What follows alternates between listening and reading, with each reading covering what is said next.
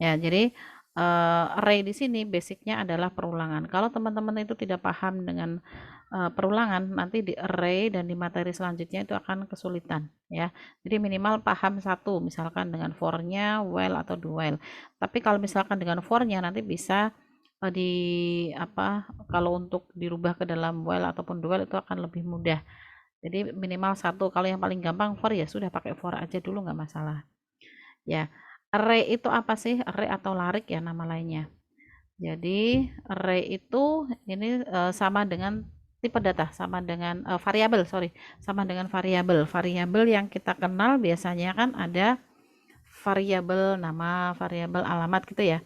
Variabel itu apa? Variabel itu adalah tempat penyimpanan data sementara yang sifatnya sementara ya. Jadi ketika ada variabel nama, nanti akan kita inputkan sebagai nama orang atau nama mahasiswa, itu sifatnya sementara. Jadi bisa dipakai untuk beberapa nama orang secara bergantian ya, tersimpannya sementara.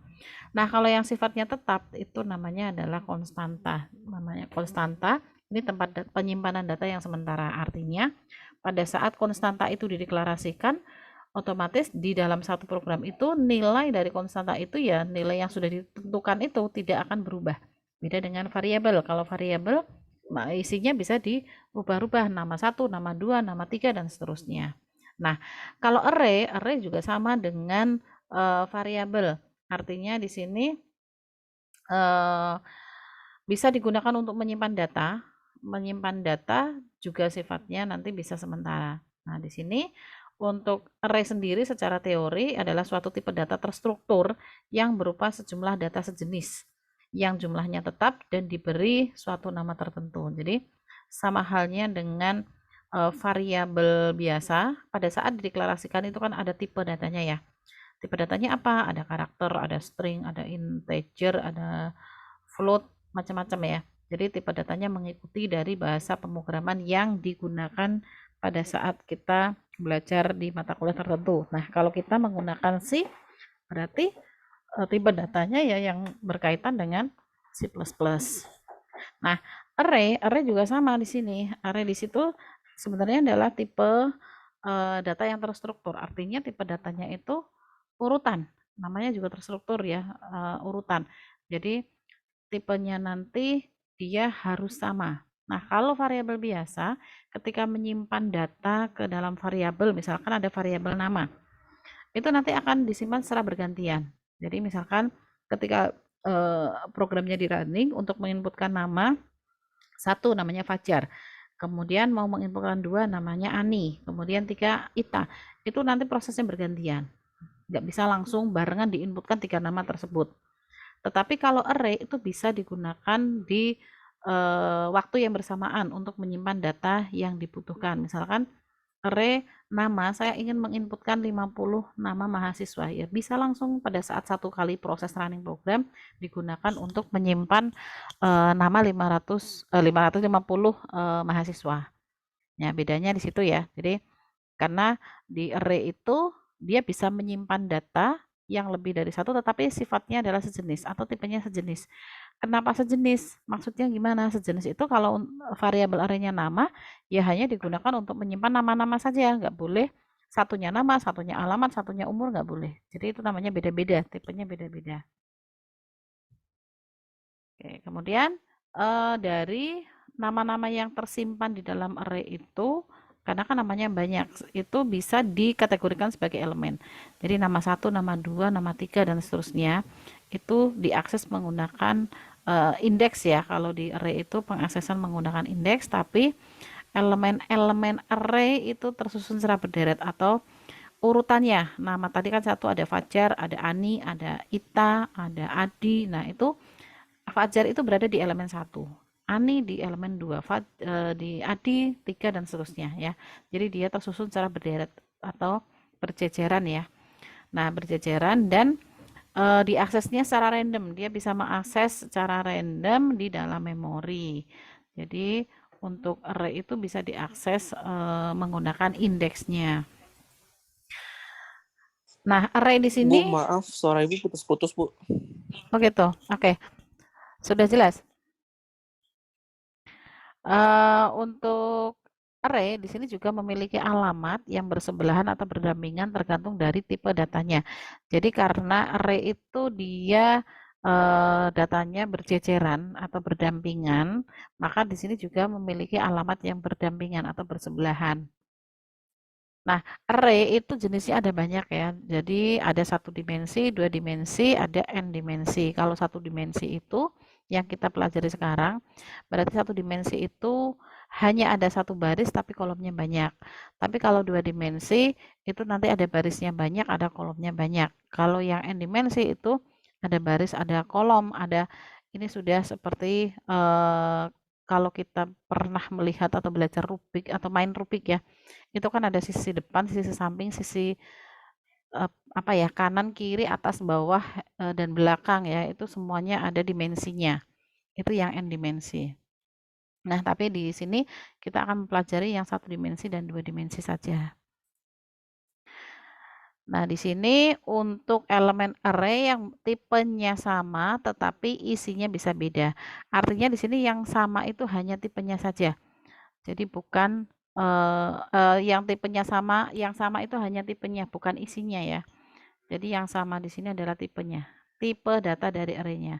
Kalau isinya atau nilainya itu bisa berbeda-beda atau value-nya. Ya, jadi misalkan ada variabel array nama, tipenya adalah karakter untuk menginputkan 50 nama mahasiswa. Berarti yang bertipe sama di sini adalah karakter. Karakter dari variabel nama, variabel array nama ya. Nah, yang memiliki nilai berbeda itu adalah isinya. Berarti dari 50 nama itu akan diisikan nama 1 Fajar, nama 2 Adi, nama 3 Anissa, nama 3 Lukman, dan seterusnya ya. Jadi yang berbeda itu adalah nilainya atau value-nya. Kemudian untuk sebentar,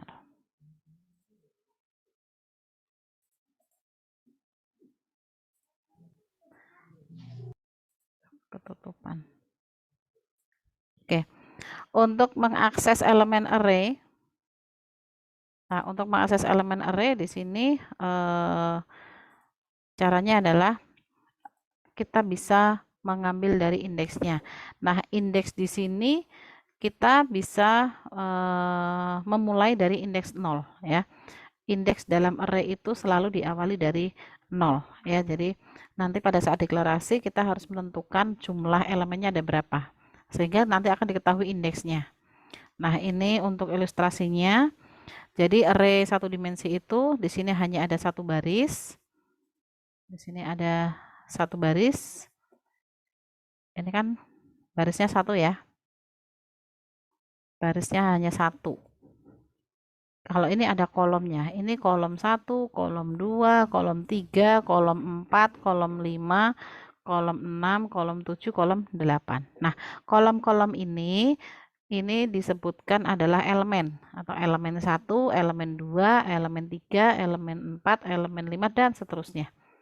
Nah, pada saat kita akan mengakses sebuah array, di sini ada pengaksesan namanya adalah indeks. Indeks dalam array itu selalu diawali dari 0 ya. Elemen itu urutan. Urutan kalau kita menghitung urutan kita berhitung mulai dari 1, 2, 3 dan seterusnya. Tapi kalau kita mengakses sebuah array, yang diakses itu bukan elemennya tapi indeksnya. Sedangkan indeks dimulai dari 0. Kalau urutannya dari 1, ketika indeks dari 0 maka dia harus di min 1 karena dari 1 menuju 0 ya. Jadi indeksnya itu selalu dimulai dari 0 tapi kita ngitungnya sudah di urutan pertama. Indeks 0 itu sama dengan urutan yang pertama. Kemudian di sini ada indeks, kemudian ada value atau nilainya. Nah, nilai atau value ini yang dia bisa beda-beda isinya. Ini kan ada 10, ada 44, ada 2, 7, 6, 0, itu dia beda-beda isinya ya, dari masing-masing elemen berbeda. Tetapi dia memiliki tipe yang sama. Tipenya apa? Kalau angka-angka seperti ini, dia tipenya adalah integer. Ya, jadi tipe datanya adalah integer, tapi nilainya ini, angka-angkanya ini berbeda-beda, tidak 10 semua, tidak 0 semua. Tetapi angka ini sudah diatur yaitu semuanya yang bertipe integer. Kemudian di sini ada alamatnya, alamat atau reference. Jadi semua yang tersimpan dalam memori komputer itu ada alamatnya sebenarnya ya. Jadi alamatnya itu nanti bisa kita akses. Variabel biasa pun sama yaitu ada alamatnya juga. Nah, ini contoh alamatnya seperti ini. Tapi nanti berbeda-beda juga tergantung di komputer masing-masing ya. Nah, tiga hal ini yang harus kita pahami di dalam array, yaitu ada index, ada value, ada reference, alamat atau reference ya. Jadi kita mengaksesnya menggunakan index, nilainya diinputkan ke sini ke dalam elemen atau value-nya. Kemudian masing-masing elemen itu memiliki alamat atau reference. Oke, ini ada contoh. Ada contoh untuk pengaksesan dari array. Indeksnya di sini ada 7, berarti elemennya ada 8 ya. Elemen 1, 2, 3, 4, 5, 6, 7, 8. Tapi indeksnya mulai dari 0 sampai dengan 7. Di sini untuk alamatnya atau referensinya ini saya contohkan saja untuk acak ya. Tapi kalau alamat aslinya saya belum ngecek. Nah, kenapa? Karena pada saat deklarasikan nanti dia menempatkan di posisi mana kita nggak ngerti memorinya ya. Nah, di memori ini atau alamat penempatan dari sebuah array itu kita tidak bisa memesan, kita tidak bisa request berada di alamat berapa, tapi kita hanya bisa menampilkan saja. Ya, di sini contoh untuk operasi dari array. Di sini ada pendeklarasiannya. Ini deklarasi array-nya. Ini adalah deklarasi. Deklarasi. Kalau variabel biasa kan hanya char A. Kemudian ini kalau char A itu berarti dia hanya menyimpan satu digit ya. Kalau variabel biasa char A 8 berarti artinya dia memiliki maksimal digitnya adalah 8. Array seperti ini bisa enggak? Bisa juga. Berarti di sini ada array A, kemudian ada 8 elemen ya, ada 8 kolom. Masing-masing kolom di sini hanya tersimpan satu digit. Kenapa satu digit? Karena di sini tipenya karakter. Dia tidak ada batasan untuk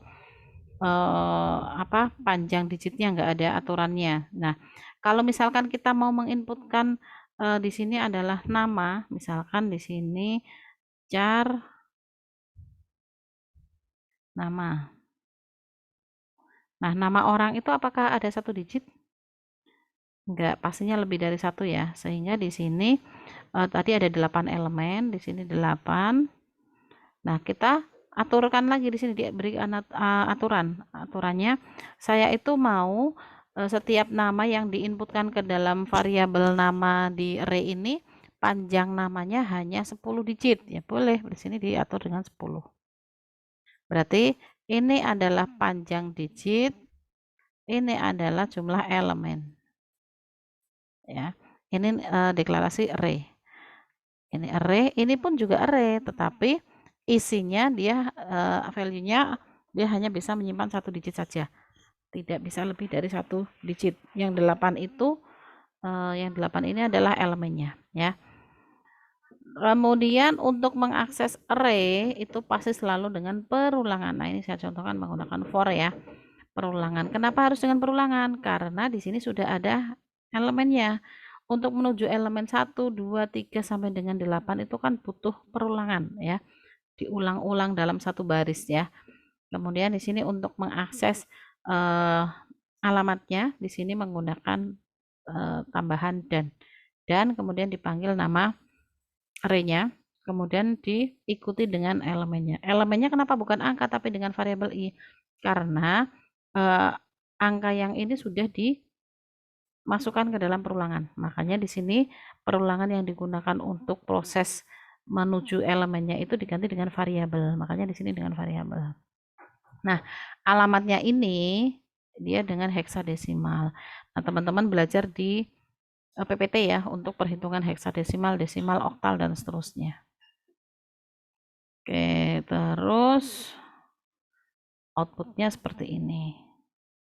Ini alamatnya, karena yang akan diambil adalah alamatnya.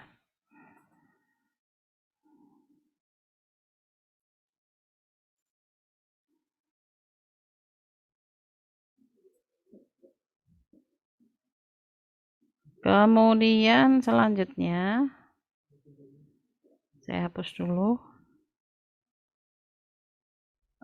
Untuk mengakses elemen array, di sini array tadi sudah saya katakan bahwa indeksnya selalu defaultnya dari 0 ya, atau dimulai dari 0. Nah, ini deklarasinya, tadi sudah langsung saya contohkan. Jadi, intinya untuk deklarasi array itu sama dengan deklarasi variabel biasa. Aturannya juga sama. Nah, di sini tipe data itu adalah tipe data dari array-nya, kemudian tipe data ini tipe data yang berlaku di bahasa pemrograman yang nanti akan kita gunakan. Di sini ada selanjutnya ada spasi, kemudian nama array-nya atau nama variabel array-nya. Nah, di sini ada ukuran elemennya. Variabel biasa juga sama, tipe data nama variabel, tapi tidak ada ini. Ya, tidak ada ukuran elemennya. Nah, tipe datanya kalau di C bisa menggunakan integer, karakter, float, dan lain-lain. Kalau untuk nama variabel array-nya, di sini adalah variabel yang nanti akan kita gunakan dalam array-nya.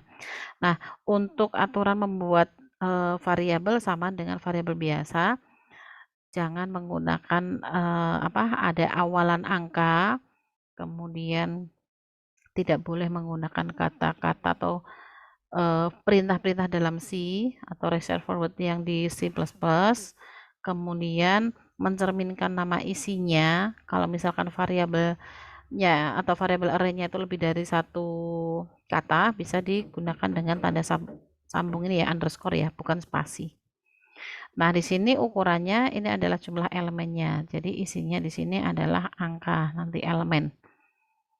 Contohnya di sini ada tipe data integer nilai 6. Jadi nama array-nya adalah nilai, panjang nilai tersebut nanti ada 6 elemen, tipenya integer. Jadi nanti pada saat input bisa langsung maksimal 6 data yang diinputkan. Maksimal ya. Kalau misalkan kurang dari 6 data gimana ya? Boleh, namanya juga maksimal. Jadi tidak harus 6 terisikan semua. Nah, ini contoh inisialisasi array. Inisialisasi itu deklarasi dan pemberian nilai awal ya. Jadi di sini ada deklarasinya saja, ada juga pemberian nilai awal juga. Jadi di array itu bisa langsung diinputkan datanya secara statis. Artinya kalau secara statis itu berarti data langsung diisikan pada saat deklarasi, sehingga pada saat nanti programnya di running ya nilainya tetap seperti ini, nggak ada berubah. Jadi si user itu nanti tidak bisa menginputkan untuk nilai awalnya karena ini sudah ditetapkan. Nah, ini bisa langsung integer nilai elemennya ada 6 sama dengan di sini diikuti nilainya. Nilainya ada 8, 7, 5, 6, 4, 3 ya. Ini ada elemen 1, 2, 3, 4, 5, 6. Indeksnya berarti indeks 0, indeks 1, 2, 3, 4, 5. Ada juga yang bisa seperti ini. Jadi tanpa menggunakan elemen ya, tanpa angka 6 di sini bisa dituliskan, tetapi di sini wajib diikuti dengan nilai dari isian elemen tersebut. Ya, jadi kalau misalkan langsung bisa dua cara seperti ini. Tapi kalau misalkan tidak langsung sama seperti yang tadi, yaitu dideklarasikan dulu, kemudian inputnya menggunakan perulangan. Nah, keunggulan dari array itu apa sih? Nah, keunggulannya itu adalah array itu cocok yang digunakan untuk mengaksesan yang acak. Jadi kalau kita misalkan ingin menginputkan data yang tidak harus urut, jadi boleh diacak, itu kita bisa menggunakan array. Kemudian kita mau menampilkan data yang berada di elemen berapa, itu kan acak ya, berarti kita bisa menggunakan array. Jadi tidak harus menampilkan semua dari elemen 1 sampai dengan elemen terakhir. Menginputkannya juga bisa sembarangan, tidak harus urut ya. Jadi nanti di sini bisa yang cocok gunakan untuk array. Jika berada dalam suatu lokasi elemen, maka sangat mudah untuk menelusuri elemen-elemen tetangga, baik elemen pendahulu maupun elemen penerusnya. Kenapa? Karena elemen yang di sini kan dia berjajar secara urut. Jadi elemen 1, 2, 3, 4, 5. Jadi untuk mengetahui lokasi elemennya itu sangat mudah. Dia berada di mana? Karena kalau misalkan dia mundur atau dia akan mengetahui elemen belakangnya, maka dia di min 1. Kalau dia mau mengetahui elemen depannya, maka di plus 1. Karena dia posisinya sudah jelas ya, urutan elemennya dia terstruktur. Kemudian elemen array di sini adalah nilai-nilai elemennya itu independen dan seluruhnya harus terjaga. Jadi penggunaannya di sini sangat efisien. Kenapa seperti itu? Karena pada saat deklarasi dalam array, dia sudah otomatis tersimpan dalam memori. Misalkan tadi ada integer nilai 6, berarti ya sudah 6 itu sudah pasti akan dipakai oleh si variabel array nilai, tidak akan dipakai tempatnya oleh variabel yang lain ya. Jadi tidak akan tertukar. Nah, kelemahannya juga ada selain kelebihan. Kelemahan yang pertama di sini adalah sifatnya atau tipenya adalah homogen. Homogen itu tipenya sama. Jadi kita kalau misalkan akan menggunakan banyak data yang tipenya berbeda-beda itu kita tidak cocok menggunakan array. Jadi kita harus menggunakan metode yang lain. Kalau tadi kan banyak data diinputkan secara langsung tapi sama nama semua atau alamat semua. Kalau kita ingin menginputkan yang satunya nama, berikutnya alamat dan seterusnya, kita tidak bisa menggunakan array. Nanti kita bisa menggunakan materi yang selanjutnya yaitu menggunakan struktur. Kemudian tidak efisien dalam penggunaan memori. Nah, di sini kenapa tidak efisien? Karena kadang kita pada saat deklarasi array itu kan sudah pesan elemen banyak, tetapi ternyata tidak bisa terpakai semua atau tidak dipakai semua. Jadi sama halnya ketika kita beli tiket nonton ya, tiket nonton kita belinya 10. Kita sudah beli 10 tapi yang datang itu cuma 2, berarti kan masih ada sisa 8. Apakah yang 8 kursi yang kosong itu atau tiket yang tidak terpakai itu akan dipakai oleh orang lain? Jawabannya enggak ya, karena sudah terbeli. Karena sudah dipesan oleh kita otomatis dipakai atau tidak dipakai atau ditempati atau tidak ditempati yaitu tidak akan mungkin dibeli lagi oleh orang lain tiketnya. Sama halnya dengan ini. Kalau kita sudah mendeklarasikan sebuah array, elemennya di situ ada 100 dan ternyata yang dipakai hanya 20, maka yang 80 dia akan akan apa ya? Ya kosong, nganggur dan memori yang 80 itu jadinya tidak efisien karena apa? Sudah dipesan oleh si array tetapi nggak bisa dipakai oleh variabel lain sehingga memorinya tetap akan kepakai padahal dia tidak dipakai untuk isian data.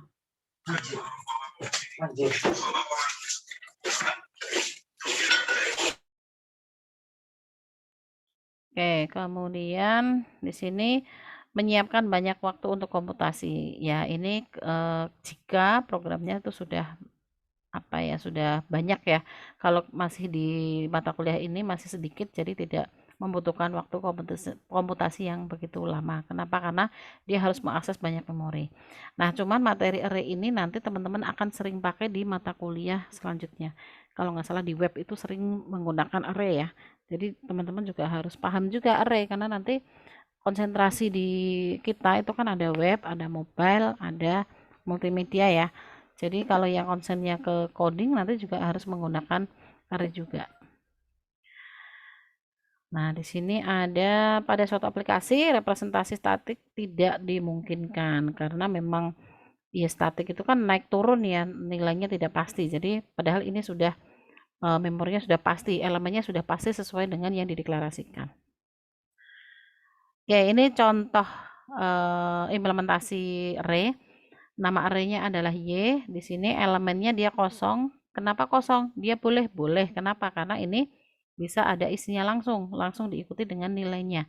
Berarti di sini elemennya dia akan menghitung otomatis dari sini. Berarti dia elemennya ada 5. Kalaupun ditulis di sini ada 5 ya. Kemudian ada variabel N, variabel biasa, variabel R juga variabel biasa. Nah, ini array-nya ada 5 elemen, kemudian masing-masing elemen nilainya ada 1, 2, 7, 4, 5. Kemudian di sini ada perulangan dari indeks 0 sampai dengan indeks n kurang dari 5. Kurang dari 5 berarti indeksnya ada berapa? Indeksnya ada 4. Ini kan indeks 0, 1, 2, 3, 4 ya. Berarti kurang dari 5 itu sama dengan 4 ya. Berarti dia akan mengulang mulai dari 0 sampai dengan 4. Pertama yang akan diulang apa? Mulai dari indeks 0, yaitu yang di sini. Mulai dari nilai yang pertama, apa yang dilakukan? Dia ada rumus, R plus sama dengan Y dalam kurung N. Berarti artinya R sama dengan R ditambah array Y elemen N. Ya. Jadi di sini kita masukkan. Ini yang pertama adalah N-nya adalah 0. Berarti nilai yang ada di dalam indeks 0 nilainya adalah 1. Berarti ini kita isikan 1. Jadi rumusnya di sini dia akan jalankan pada saat perulangan di sini bernilai true. Karena N-nya bernilai 0 masih kurang dari 5, maka nilainya adalah true. Maka kerjakan ini rumusnya. Rumusnya apa? R sama dengan R dijumlahkan dengan Y dalam kurung N. R-nya tadi nilainya berapa? Nilainya adalah 0. Di sini 0. 0 ditambah dengan nilai yang ada di array Y indeks ke 0 ya. Jadi di sini elemen 1 indeksnya adalah 0. Indeks 0 nilainya berapa? 1. Berarti 0 tambah 1 nilainya 2. Maaf kok 2. 0 tambah 1 kok 2. 0 tambah 1 1 ya. Nah, salah. Ya, ini yang pertama, di sini nilainya 1. Kemudian masih kurung tutup kurawal ya, di sini masih melakukan n++, berarti tambah 1. N++ yang tadinya 0 menjadi 1 kan? Menjadi 1. Berarti indeks 1 dia pindah ke sini. Pindah ke sini. Berarti di sini ada indeks 1. Indeks 1 masih lebih kecil dari 5. Iya, kalau masih maka ini hitung lagi rumusnya. Yaitu di sini ganti R plus Y N. N-nya bukan lagi indeks 0, tapi di sini sudah masuk ke indeks 1. Indeks 1 nilainya berapa? Di sini indeks ke 1 nilainya ada 2. Kemudian R tadi nilai awalnya adalah 0 ya. Tetapi berikutnya tadi R sudah menyimpan nilai, nilainya adalah 1. 1. Di sini jadi 1 ditambah 2, nilainya adalah 3. Kemudian N++ lagi. Kalau N-nya tadi angka 1, ketika di plus-plus jadi angka 2. Berarti di sini berubah menjadi 2. Berarti indeks kedua di sini 2 masih lebih kecil dari 5? Iya. Kalau iya maka kerjakan yang ini. Kita cek di posisi elemen yang kedua, kita jalankan rumusnya R sama dengan R plus Y N. R-nya berapa? R-nya tadi nilainya sudah 3. Terus Y-nya berapa? Y-nya tadi angka 2. Berarti di elemen 1 ya. Sekarang di elemen kedua. Di indeks yang kedua nilainya adalah 7. 7 tambah 3 nilainya adalah 10. Ya, ini 1, ini 2, ini 3. Kemudian ada N++ lagi. N tadi N-nya 2 di plus-plus jadi 3 ya. Berarti sekarang di sini 3. Ini adalah posisi 3 indeksnya, di sini juga 3. 3 masih lebih kecil dari 4 ya, true ya, berarti ini. Karena true, kerjakan lagi rumusnya, rumus yang di sini. Berarti sekarang R-nya tadi berapa? 10. R yang terakhir ya. 10 ditambah Y dalam kurung N. N-nya tadi berapa? 3. Posisi di indeks ketiga nilainya 4. Berarti 10 tambah 4, 14. 14. Kemudian di sini ada N++ lagi. Berarti dari N-nya 3 menjadi 4. 4 berarti di sini. 4 masih lebih kecil dari 5? Ya, maka kerjakan lagi di sini. Berarti dikerjakan lagi hasil akhirnya tadi berapa nilainya? Hasil akhir penjumlahannya di sini ada 14. 14, kemudian Y yang keempat ya. Keempat nilainya adalah 5. Berarti 14 tambah 5 jadi 19. Kemudian di sini ada N++, berarti yang tadinya 4 ditambah 1 jadi 5 ya. Di sini menjadi 5. Di sini juga dicek 5. 5 apakah lebih kecil dari 5? False. Kenapa false? Karena 5 itu sama dengan 5, bukan lebih kecil dari 4, tetapi lebih besar dari 4. Maka ini sudah berakhir. Berarti tadi hasilnya ada 1, 3, 10, 14, 19. Nah, ini hasil dari proses perulangan ini. Ini hasilnya ini. Tetapi setelah selesai di sini kurung tutup kurawal ya, berarti selesai. Kemudian kita menjalankan perintah yang bawahnya di sini yaitu cout R. Tampilkan R-nya. Tampilkan R-nya. Nah, kira-kira R ini nanti akan menampilkan angka berapa? Ada yang tahu? Cout R. R ini nanti kira-kira hasilnya berapa? 19, Bu. Kenapa 19? Karena nilai akhir dari R 19. Nilai akhir dari R. Kenapa bukan ini 1, 3, 10, 14, 19? Karena nilainya udah update, Bu. Udah ditambah lagi nilainya sampai indeks yang terakhir, jadinya totalnya 19. Kalau misalkan gini, ini saya buang, tanda kurung kurawalnya saya hapus, saya ganti di sini. Outputnya jadi berapa? Outputnya 1, 3, 10, 14, 19. Kenapa seperti itu? Karena setelah melakukan penambahan langsung ditampilkan hasilnya, Bu. Oke, betul 100. Ini dengan siapa ini? Oke, nanti chat aja ya Mas ya. Tadi yang jawab chat di grup nama untuk keaktifan hari ini ya Mas ya. Nah, Baik, Bu. benar ya jawabannya Mas siapa tadi? Mas Syahid, Bu. Sahid. Oke. Mas Sahid benar tadi jawabannya. Kenapa? Karena pada saat ini, nah, pada saat cout R seperti ini, dia tampilannya adalah 19. Kenapa 19? Karena di sini yang diminta adalah hanya cout R saja di luar perulangan ya. Kalau di luar perulangan berarti dia hanya menampilkan hasil akhirnya saja. Tetapi kalau di sini untuk kurung kurawalnya itu dipindah, artinya setiap setelah mengerjakan rumus diminta untuk menampilkan, ya kan? Tadi setelah menjumlahkan tampilkan hasilnya. Mengerjakan rumus lagi, tampilkan hasilnya. Kerjakan rumus lagi, tampilkan hasilnya. Kenapa? Karena kurung tutup kurawalnya kan dia berakhir setelah menampilkan dari R. Ya, jadi biarpun hanya kurung kurawalnya yang berbeda posisi itu nanti akan menghasilkan output yang berbeda. Itu ya. Oke, selanjutnya ini untuk outputnya. Saya hapus dulu. Nah, ini untuk array itu juga boleh menggunakan tipe data karakter ya. Tapi untuk tipe data karakter tadi sudah saya jelaskan di awal sedikit. Mirip dengan pendeklarasian variabel biasa ya.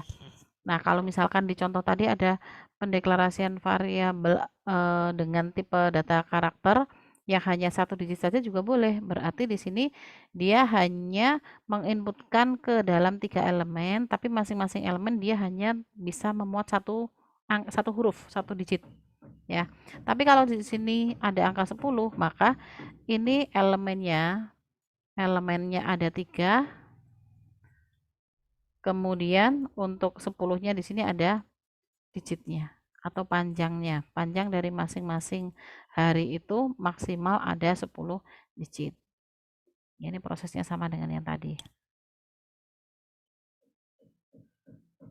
Nah, ini untuk inputan yang dinamis. Kalau tadi statis ya. Jadi data itu sudah langsung diinputkan pada saat deklarasi. Nah, kalau ini adalah yang dinamis, artinya kita deklarasikan saja. Di sini ada array A, elemennya ada 5, tipenya integer. Ini hanya deklarasi. Untuk inputannya kita wajib menggunakan perulangan. Ini untuk inputnya ya, menggunakan perulangan, menampilkannya pun juga dengan perulangan. Ini untuk menampilkannya. Jadi minimal di dalam array 1 dimensi itu ada 1 perulangan untuk input. Kalau ingin menampilkan juga ada perulangan lagi. Untuk edit juga ada perulangan lagi dan seterusnya. Nah, di sini yang akan diinputkan yaitu mulai dari indeks ke I. Berarti indeksnya adalah indeks ke 0. Ini A, indeksnya ada elemennya ada 5 ya. Berarti kalau digambarkan seperti ini. 1 2 3 1 2 3 4 5. Indeksnya mulai dari 0 1 2 3 4 gitu ya. Nah, kemudian mau kita isikan mulai dari I sama dengan 0. Berarti indeks sama dengan 0. Di sini ya posisinya. I sama dengan 0. 0 apakah lebih kecil dari 5? Ya, karena iya maka lakukan perintah ini, 2 baris ini, cout A. Berarti di posisi I sama dengan 0, di sini ada cout A, berarti kita akan menampilkan A, kurung buka. Di sini ada I-nya adalah posisi ini ya, posisi indeksnya yaitu di indeks 0, kemudian tampilkan lagi, ini ada petiknya, kurung tutup dan sama dengan. Kemudian ada cin, berarti kita diminta untuk menginputkan nilai ke dalam array A yang ada di indeks 0. Misalkan nilainya adalah 1. Berarti 1 ini tersimpan di array A indeks 0, posisi 0. Berarti tersimpan di 1 sini. Kemudian ada I++. I++ berarti yang tadinya 0 jadi 1 ya. Berarti di sini posisinya 1. 1 lebih kecil dari 5, ya. Berarti I sama dengan 1. Maka ditampilkan A, posisi I-nya adalah 1, nilainya misalkan 5. Berarti 5 ini akan kita pindahkan. Kemana? Ke sini. A1, berarti 5. Dan seterusnya sampai dengan ini tidak terpenuhi. Atau I lebih kecil dari 5, berarti sama dengan 4. Karena 5 itu sama dengan 5. Jadi ini akan terus dikerjakan sampai posisi indeksnya 4. Untuk menampilkan juga sama. Jadi untuk menampilkan perulangannya juga sama persis. Yang membedakan di sini hanya outputnya ya. Jadi di sini outputnya kalau tadi diinputkan di sini menggunakan cin, tapi kalau untuk yang menampilkan di sini dia hanya cout saja menampilkan array A yang ada di masing-masing perulangan. Ini ganti dengan C, bukan I lagi. Kenapa? Karena perulangannya udah beda. Di sini perulangan yang output menggunakan C. Ya, jadi perhatikan variabel perulangan yang digunakan pada array. Kalau misalkan namanya A ya ganti A, B, B dan seterusnya. Bukan angka ya di sini ya. Kalau angka nanti jadi error. Jadi nggak sesuai outputnya. Oke, itu untuk array.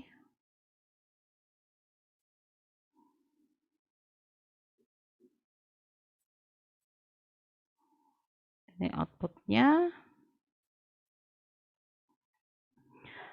Kemudian sebentar outputnya tadi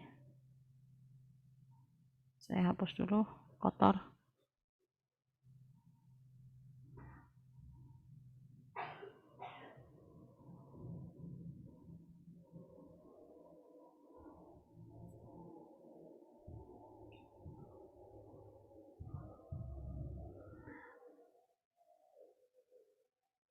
Tadi untuk outputnya ini ya.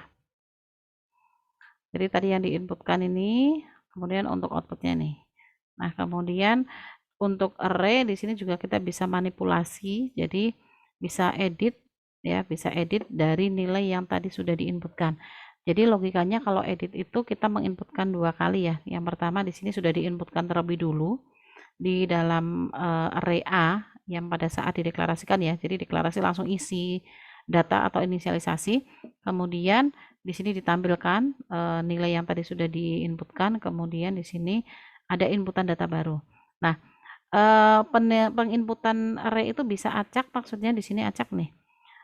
Array A indeks 0 akan diisikan 4. Apakah semuanya harus diisikan? Enggak. Kalau misalkan hanya A ke 1 saja boleh nggak? Ya boleh. Berarti yang ini nggak usah ditulis. Yang ditulis hanya A indeks ke 1 nilainya 2. Berarti yang lainnya tidak akan diisi. Ya. Jadi dia hanya menginginkan yang indeks 1 saja. Tapi kalau ini kebetulan diisikan semua. Untuk menampilkannya pun juga sama. Menggunakan perulangan. Sehingga outputnya di sini seolah-olah sudah diganti dengan data yang baru. Data yang lama ini diinputkan secara statis pada saat deklarasi, kemudian data yang baru diinputkan sendiri. Jadi idealnya kalau edit itu data yang lama tidak ditampilkan ya atau sudah tertimpa. Maka di sini harusnya tidak usah ditampilkan, tinggal di clear aja menggunakan clear screen ya. Yang ditampilkan adalah data yang baru. Kemudian untuk operasi yang lain di sini ada hapus. Ada hapusnya di sini kita bisa memberikan inputan yang akan dihapus itu yang mana gitu ya. Jadi ini datanya sudah diinputkan, sudah diberikan nilai pada saat deklarasi, kemudian ini ditampilkan nilai data yang tadi dideklarasikan dan diinputkan. Kemudian data yang ingin dihapus itu yang mana? Nah, itu kita diminta untuk menginputkan data yang akan dihapus. Nah, data yang akan dihapus itu nanti kita diminta untuk menginputkan elemennya. Elemen berapa yang nanti akan dihapus gitu ya. Jadi misalkan kita akan menghapus angka 9. Berarti adalah data urutan yang kedua atau elemen yang kedua. Berarti di sini hapus nilainya adalah 2. Nah, proses hapusnya di sini. N sama dengan hapus min 1, N lebih kecil dari 5, min 1, N plus plus. Kenapa sih di sini ada hapus min 1? Ingat, karena setiap kali kita mengakses array itu selalu digunakan atau selalu menggunakan indeks ya. Sedangkan indeks selalu dimulai dari 0. Nah, kalau misalkan kita akan menghapus elemen yang kedua, berarti ini urutan kedua kan, urutan 1, urutan kedua. Maka untuk dia paham bahwa elemen 2 itu ketika dirubah ke dalam indeks maka di min 1. Kan elemen 1, indeksnya 0, maka untuk menuju ke indeks kan di min 1. Sehingga tadi ketika tadi saya inputkan di sini yang akan saya hapus adalah urutan yang kedua. Berarti 2 min 1. Berarti berada di indeks ke 1. Ini adalah indeks 0, indeks 1, 2, 3, 4 ya. Berarti yang dihapus ini. Berada di mana? Di indeks ke 1. Karena posisi yang dihapus adalah di urutan kedua. Indeksnya mulai dari 0, maka di min 1. Berarti yang dihapus adalah di posisi min 1. Sampai dengan dia akan dicek sampai dengan posisinya indeks tersebut N min 5 kurang dari 1. Kenapa harus min 1? Karena kalau tidak di min 1 nanti yang sudah dihapus akan tampil lagi. Karena kalau yang sudah dihapus itu seharusnya kan sudah tidak ditampilkan. Sehingga nanti datanya bisa dibuang satu yang tadi sudah dihapus itu tidak ditampilkan gitu ya. Jadi ini dia tidak tampilkan sampai dengan elemen keempat tetapi sampai dengan elemen min 1, berarti dari indeks ke 1 sampai dengan indeks keempat. Nah, di sini untuk proses penghapusannya, nah setelah di posisi ini sudah ditentukan, maka kita cari persepsi yang sama di sini. N, A itu adalah indeks array-nya, N di situ adalah indeksnya. N-nya tadi adalah elemen 1 kan, elemen 1. Indeksnya adalah indeks 1. Di sini indeksnya adalah 1. Kalau indeks 1 itu sama halnya kalau A N plus 1, sama halnya di sini adalah elemen kedua. Ya, kalau indeks 1 sama dengan elemen yang kedua. Kemudian di sini ditampilkan nilai yang sudah dihapus. Jadi dia nanti akan ditampilkan kurang dari 5 datanya karena kan tadi sudah terhapus. Kemudian ada manipulasi untuk cari ya. Cari. Jadi kita akan mencari data yang dicari itu ada di posisi mana. Sehingga kita juga diminta untuk menginputkan nilai. nilai yang dicari itu simpan ke dalam variabel bil. Nah, di sini beda dengan yang tadi. Kalau delete itu yang di delete adalah urutan elemennya, tapi kalau yang cari itu adalah value-nya. Value atau nilainya. Value atau nilai. Misalkan nilainya adalah 5, maka pada saat pengecekan dari indeks ke 0 sampai dengan indeks ke ini contohnya beda ya, ini sampai dengan indeks ke 9. Berarti dicari kalau misalkan di masing-masing itu ada nilai yang sama dengan yang berada di dalam variabel bil, maka tampilkan. Tapi kalau enggak ya nanti tidak akan ditampilkan. Nah, ini untuk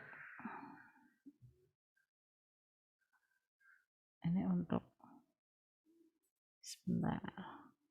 Contoh dari edit ya. Ini data yang lama, kemudian ini data yang baru. Ini data yang lama input statis, data yang baru input statis juga, tetapi ini sudah bisa berbeda ya. Kalau ini kan langsung diinputkan urut.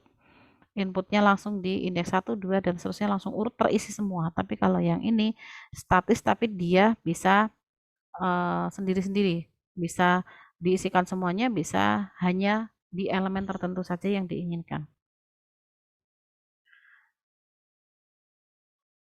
Nah, ini tadi sudah. Ini untuk contoh yang tanpa inisialisasi. Jadi kalau tanpa inisialisasi ya hanya deklarasi saja. Kemudian di sini untuk menginputkan angka yang ada dalam atau nilai-nilai yang ada dalam array. Oke, mungkin sampai sini ada yang mau ditanyakan untuk array 1 dimensi. Nah, untuk array 2 dimensi ini materinya sudah fungsi dengan array ya. Ini tidak saya jelaskan sekarang. Saya jelaskannya nanti ketika kita sudah masuk ke materi fungsi. Sekarang kita belum masuk ke fungsi. Nah, ini untuk array 1 dimensi ya. Kalau array 2 dimensi nanti beda cerita lagi. Kalau array 2 dimensi itu tidak hanya satu baris ya, tapi bisa lebih dari satu. Misalkan seperti ini. Berarti di sini array-nya ada, misalkan nama array-nya A ya. Ada 3.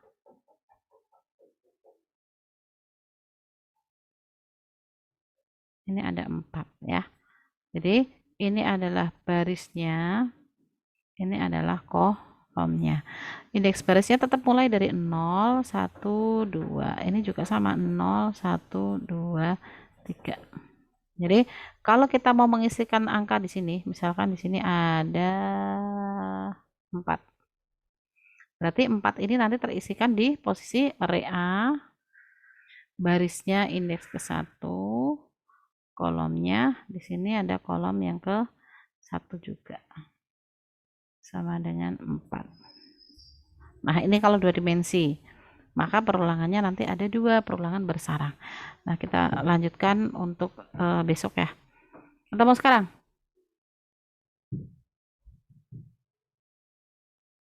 Sampai sini ada yang mau ditanyakan dulu?